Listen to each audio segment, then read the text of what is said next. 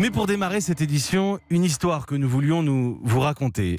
Une histoire de football avec Cyril de la Morinerie du service des sports. Bonsoir Cyril. Bonsoir Mathieu. Diriger un club de foot n'est pas un long fleuve tranquille. Rodez a validé hier soir son billet pour la Ligue 2 en battant Boulogne-sur-Mer. Grande fête hier soir dans l'Aveyron, mais joie de courte durée. Aujourd'hui, on apprend Cyril que le club ne pourra pas jouer la saison prochaine dans son stade. Exactement. Et la raison elle est simple, ce stade Paul Lignon ne répond plus aux normes. Et on ne rigole pas avec les normes de sécurité. Alors c'est simple, il faut tout refaire. L'éclairage, la pelouse, les vestiaires. Sinon, c'est la porte et le temps de réaliser les travaux, environ 3 mois, eh bien Rodez doit trouver un autre point de chute pour jouer les 7 premiers matchs de la saison de Ligue 2.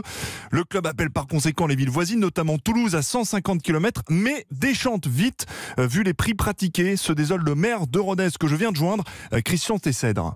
C'est quand même un scandale que dans ce pays, on ne puisse pas jouer à Toulouse, qui est la métropole, qui pour jouer à Toulouse, vous savez combien ils nous demandent pour chaque match ? Non.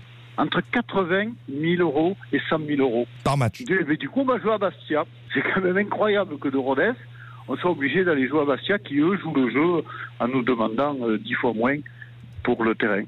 Voilà, vous l'entendez bien, ils vont jouer, ces joueurs de Rodez, à Bastia, à 600 à km. domicile à Bastia. Donc ils vont jouer à l'extérieur. Voilà, ils vont jouer au moins 7 matchs à l'extérieur et les 7 autres matchs réellement à l'extérieur. Sauf que, voilà, le stadium de Toulouse, j'ai appelé la métropole il y a quelques minutes et ils me disent, attention, le dossier est toujours en instruction. Il y a peut-être encore une chance de voir Rodez au stadium.